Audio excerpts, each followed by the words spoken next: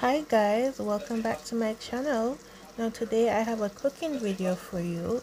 I am trying out this Chinese chow mein season mix that I bought recently, and I'm just following the recipe on the packet, so just keep watching.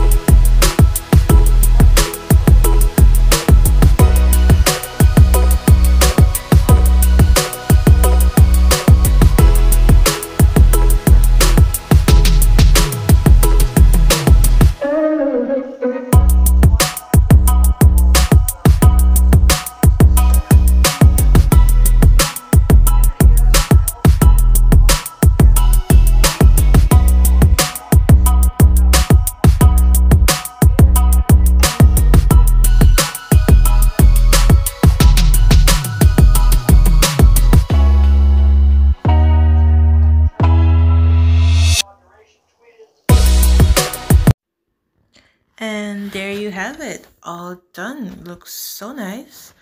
And now you can just serve this with your noodles, or you can eat this with rice. So delish. So this is the end of my video, guys. I really hope you like my little creation.